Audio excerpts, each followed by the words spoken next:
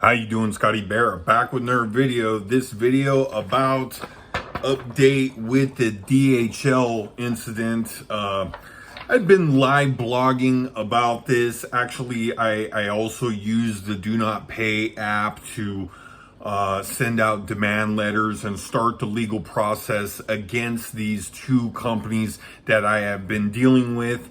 And it has been all of more or less 3 months. And I'm about to read to you their response, which is pretty laughable considering it is on behalf of the CEO, Greg Hewitt. And I'll tell you, if I was the CEO, I would be pretty upset, because this is very interesting. What this amounts to is basically this. It's like if you came to me and said, Scotty Bear, hey, I haven't fixed you glasses. And I tell them, I go, okay, that will be $522. And then I give your glasses to somebody else to fix. And and I come back to you and go, hey, where's my glasses at? You told me that they would be done on the 17th. And I'm like, well, I don't know what to do, man. It's, the other guy's got it.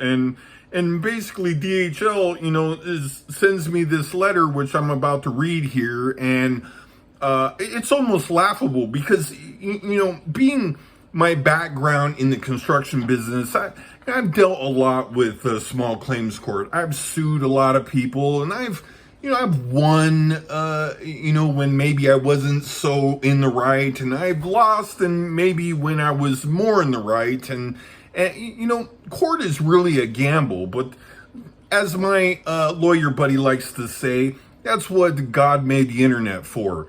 So I'm going to read this response here. Like I said, I've been live blogging this situation. I have, and this is going to end up going to court. I am going to sue both of them. If for nothing else, I want to see what happens. And my underlying tension here is I don't really care if I win or lose at court, honestly, I want to bring out the actual story because, if I could stop, hopefully 100 people from sending packages to the Philippines using DHL as they're, hiding behind this pointing game back and forth, then I say, success.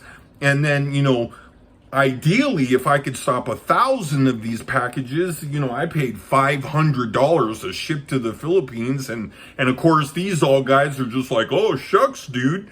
Then I've cut out about $500,000 out of these people's pockets, and that would be a win no matter what happens.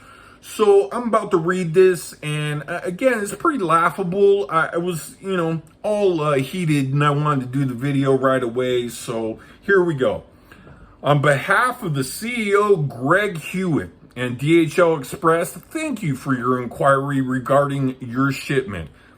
It's been nearly 3 months, dude. So our records indicate the above referenced shipment was picked up May 3rd. That's how long we've been dealing with this. This is how long the finger pointing and the bullshit answers have been going on. With estimated delivery date May 19th to the receiver in the Philippines. The shipment arrived on May 8th and was immediately stopped by Philippines Customs, and additional information paperwork was required from the receiver in order to process the shipment through customs and get it released for delivery. The receiver in the Philippines has given these documents to them 3 times. So, and including to the shipper, the pack and ship here in the U.S. The research file opened on May 17th on behalf of the receiver, at which time the receiver was advised on what information was required. The notes indicate they were sent to her in hard copy via local third-party courier service, which I believe is not true. They did email her, tell her that what she needed to do, and she promptly did it, not more than maybe 48 hours later. Now, The second research file was opened. Why was the first research file closed? I mean, hey, guys, what are you doing, right? I paid you to deliver a package, right? And why was the first one closed? So we're going to go back here. The second file was opened June 1st on behalf of the account holder, Pack and Ship Express. So now the person that I actually paid to do the shipment, one of these little, shipping joints that you see on the side of the road, and, which was a, absolute mistake. In the file, DHL Express of the Philippines was engaged and advised that the documentation requested by customs had been forwarded. However, the shipment has not been released. So they acknowledged that they, had the documents and forwarded them on. Okay. So, I'm sorry, I'm going to pick up here, trying to read and do the video here. Documentation was provided by the account holder at the time, and then forwarded to DHL PH, which is, of course, their division in the Philippines, I guess. Pack and Ship Express was provided a final update on June 16th. Why would there be a final update on June 16th where the package has still not been delivered? I mean, seriously. So, why aren't they on the phone going, hey guys, what's going on here? We just can't take somebody's money and then not deliver anything. That would be theft, right? So, picking up where I left off, the Express provided the final update on the 16th. That all of supply documentation had been turned over to the PH Customs that they were awaiting release. The file was closed. The file was closed again, if you can believe this. So I'll try not to interrupt myself and try to read so it'll be a little easier to follow. When PH Customs still had not released the shipment, a third research file was opened on the 24th for Pack and Ship Express. DHL PH advised the 29th that the paperwork provided by the receiver had been rejected, even though that in the previous file research, whatever they're calling, had been rejected. And why was the case closed? So let's see, picking up here again, I apologize. DHL PH advised that the receiver was notified via email that they would have to file a formal request with customs to lift the abandonment. My package that I paid $522 for was now in DHL system as abandoned, if you can believe that shit. Even after 1, 2, 3 of these research files that are absolute bullshit. So they now file the formal request with the customs to lift the abandonment, but they have not responded yet. How have we gone through this situation to get to this point? Okay, now DHL goes on to say, at that time, PSE requested that the shipment be returned to the United States. As I put in writing to Pack and Ship that I wanted the package returned, because really, I've lost faith at this point. I firmly believe that the package is gone and not going to be returned or delivered. Because honestly, it's been gone 3 months. What if stuff is damaged inside?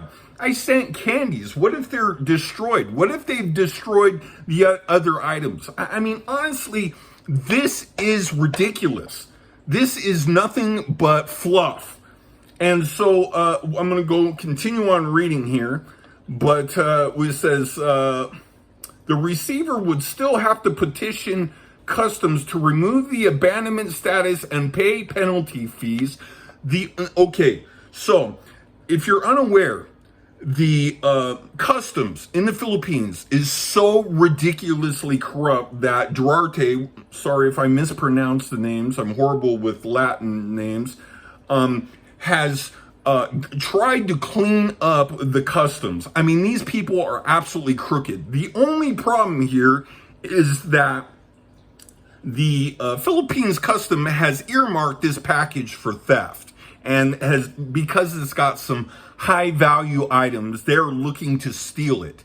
So they're looking to extort $10,000 to $15,000. Why is it approximate? It says right there, approximate, in their own words. Why is there approximate? They didn't go, well, the shipping is going to be $500 to $700 or anything. They gave me a price. So they're just making up fees here.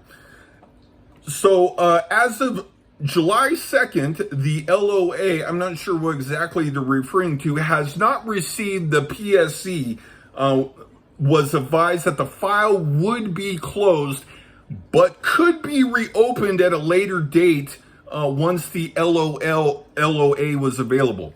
Now, I have in writing that if this package isn't picked up in 30 days, it would be returned to the United States. That was a complete lie. So what I'm ending up here is, as my lawyer buddies say, you have to drag them all in the court, because this has just been a he said, she said thing.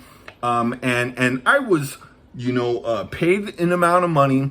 I mean, this is very straightforward, breach of contract, and it'll be interesting to see how this actually works out, because honestly, this is, more fluff and more lies. DHL has absolutely a ridiculous bad record on the internet. And, they actually make a point to shield themselves from customers and their complaints all over the internet. And like I said, I had been live blogging the situation and tagging the CEO of the situation. Now, I'm not sure if that was the actual reason why I was able to get a hold of the executive office, or if, Greg Hewitt actually seen this letter for himself. But I don't know why they're going over there and going, they send me this pile of toilet paper here, and instead of calling over there going, hey, what are you doing?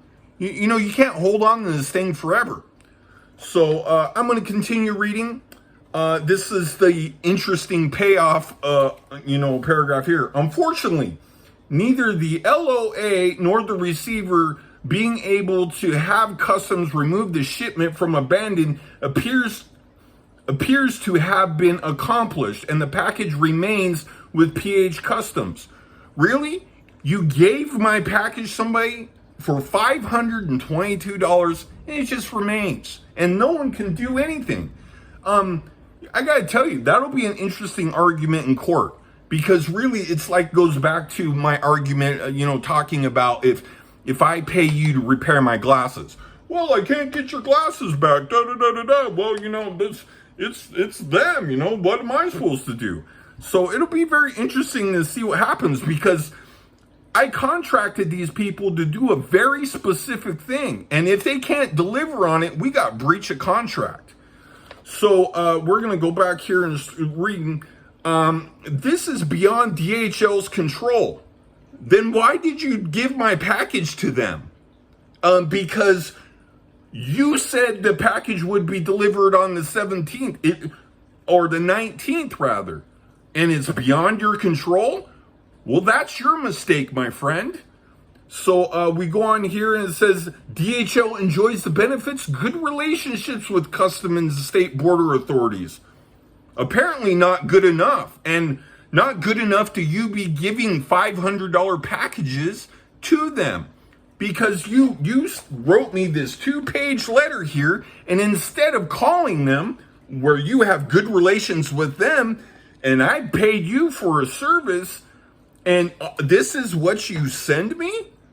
So they go on to say, authorities around the world, we are unable to directly influence or intercede. Another really interesting argument. So you gave my package to somebody, and you're unable to influence or intercede with any decisions they make regarding values and clearance of time and procedures. So what's the deal here? I just gave you $500 and this is just going to go on indefinitely? I'd like to see that argument work in court, honestly. I had been waiting, what to do here. the last thing they say is, as for compensation, Pack and Ship Express contracted with DHL to carry the goods, and they hold all rights to the shipment. Well, this is going to be really interesting to see how this pans out, because again, I've gotten some responses from Pack and Ship. I believe Pack and Ship has tried to do something in this matter. However, I believe DHL has failed, and be interesting to see what happens. I've sued a lot of people. I always interested to see if somebody could just take your money and run off with it, not do what they say they're going to do. I like to see how that works out for them. So they go on to say, your business relationship with Pack and Ship directly as you listed their service to ship the package. That's another interesting statement. I enlisted their services to ship the package. Well, why are you providing me with a tracking number on your website and an amount? So we'll see how this works out for them. I had been kind of dragging my feet here. I'm probably going to start with the chargeback, but it's tough. I think I have an obligation to do my best to minimize my damages. I'm going to continue to use the DoNotPay app to file the lawsuits. I'm going to file for the cost of shipping, the delay, the cost of the package, and my time to drag these people in the court. Anyway, I hope you enjoyed this video. Have a wonderful Friday night.